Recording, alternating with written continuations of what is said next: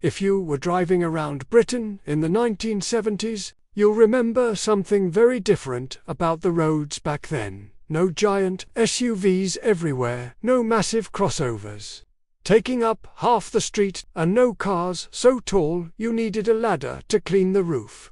Back then, ordinary family cars ruled the roads, saloons, cars built for real everyday life. They carried families to work, to school, to the seaside, and somehow managed perfectly well without needing to sit 6 feet off the ground. And the funny thing is, many of these cars became legends without even trying. Because they weren't just transport, they became part of Britain itself. So tonight, let's take a proper trip back and look at the 10 cars that ruled the 1970s before SUVs took over. And chances are, you'll remember quite a few of them.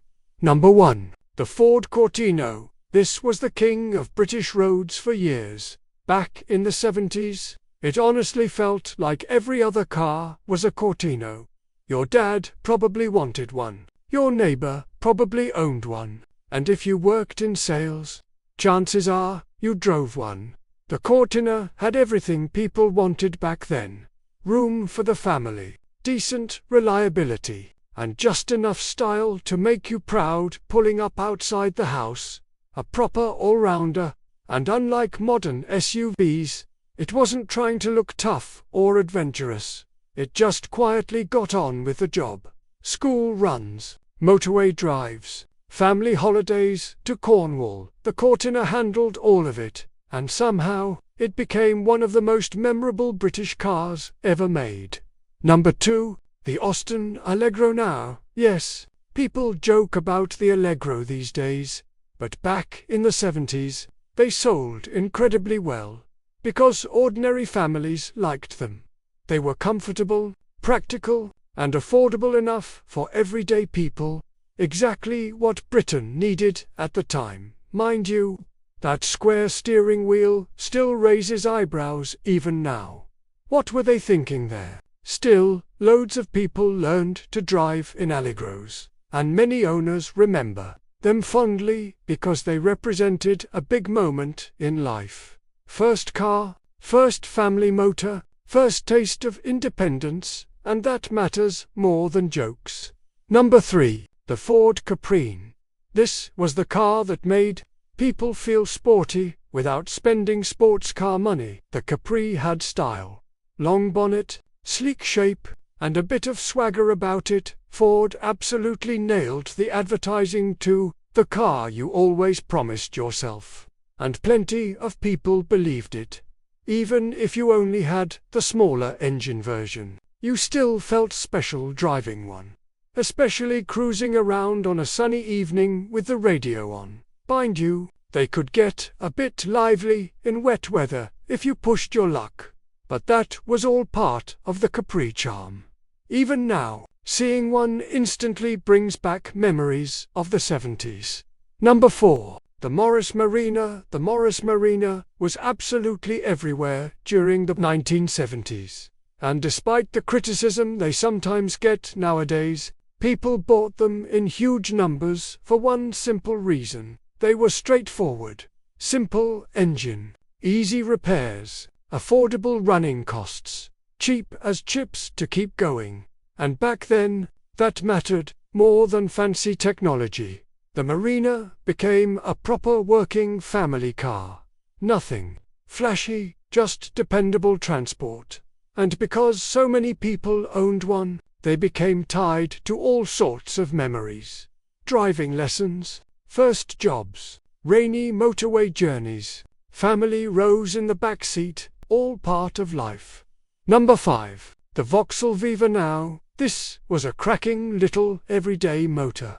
The Vauxhall Viva suited British life perfectly. Compact enough for town driving, roomy enough for family use, and affordable for ordinary households. You saw them parked absolutely everywhere, and they came in some wonderfully 70s colors too. Bright orange, mustard yellow, dark brown, very much of their time. The Viva wasn't exciting, but it was honest, and somehow, Those are often the cars people remember most fondly. Number 6. The Triumph Dolomite. Now here was a car with a bit of class about it.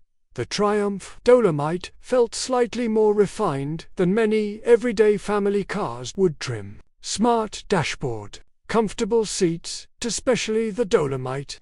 Sprint models, those looked properly sporty back then, fast too. And unlike modern performance cars, they didn't need giant wheels and aggressive styling to stand out. They just had presence. Mind you, like many British cars of the era, rust could become a bit of a nightmare. But owners still adored them. Because when a Dolomite was running nicely, it felt genuinely special. Number 7. The Austin Maxi. The Austin Maxi doesn't always get the credit it deserves. Because, in many ways, it was ahead of its time.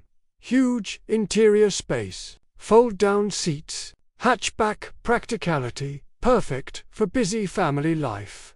Long before modern SUVs started claiming they were practical, the Maxi was already doing the job perfectly well. Camping holidays, trips to the DIY shop, weekends away. The Maxi swallowed everything. Mind you, those early gear changes could take a bit of getting used to. Still, once owners settled into them, many absolutely loved them. A proper, useful family motor. Number 8. The Ford Granada. Now this was the car that made people feel important. The Ford Granada had real road presence, big grille, comfortable interior, smooth ride, especially the gear models. Those felt properly luxurious back then. And for company car drivers, the Granada became hugely desirable. Motorway miles felt effortless in one. Quiet, comfortable, relaxed, though you certainly noticed fuel prices climbing if you drove one regularly. Still, people didn't care. Granadas felt prestigious without being completely out of reach. A proper motorway cruiser. Number 9. The Hillman Avenger. The Hillman Avenger quietly became one of the most familiar cars of the decade. Reliable, roomy, and easy enough to maintain. Exactly what families wanted. You'll remember seeing them outside schools, supermarkets, and football grounds every weekend. Nothing flashy, no gimmicks, just honest motoring, and like many cars of the time, plenty of owners learned basic maintenance themselves. Bonnet up outside the house on a Sunday afternoon, tools scattered about, neighbor offering advice over the fence. That was normal back then. Cars felt more hands-on somehow. Number 10. The Rover SD1. Now when this arrived, it looked like something from the future. Low, sleek, modern-looking, completely different from the box executive cars people were used to seeing. The Rover SD1 had real presence, especially the V8 models. You'll remember seeing them on television, police dramas all the time. They looked brilliant, tearing down motorways with blue lights flashing inside. They felt spacious and comfortable too, mind you. Reliability could occasionally test your patience. Again, very 1970s British motoring, but when everything worked properly, the SD1 felt fantastic. Even today, they still look remarkably modern. Looking back now, it's strange how much the roads have changed.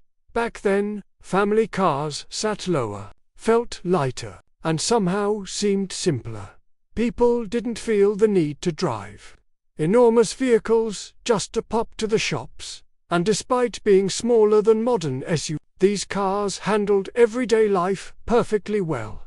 Family, holidays, weekly shopping, long motorway journeys, no problem. And perhaps that's why so many people remember them so fondly today. Because they weren't trying to be fashionable, weren't pretending to be off-roaders. They were just honest cars built for ordinary British life. Some rattled a bit, some leaked oil now and then, some were a nightmare to start on freezing mornings, but they had character. You understood them, you learned their little habits, and over time, they became part of your life story. That's something modern cars often struggle to replicate. Today, many cars feel anonymous. But back then, every model had its own personality, its own sound, its own smell, its own little quirks. And funny enough, those are the things people miss most. Not the horsepower, figures, not the technology, but the memories attached to them, the family holidays, the late-night drives, the first driving lesson, the feeling of freedom. What these cars really represented.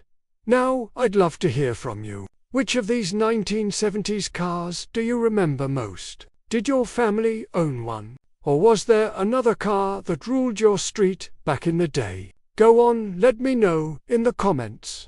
I always enjoy reading your memories. And there are some absolutely brilliant stories shared here, and if this video brought back a few memories from the old days, give it a like. It really helps keep these memories alive for others who remember Britain as it used to be. And if you fancy more journeys like this through Britain's motoring past, don't forget to subscribe. There's plenty more still to come. Because before SUVs took over the roads, these were the cars Britain grew up with. And for many people, they still feel like home.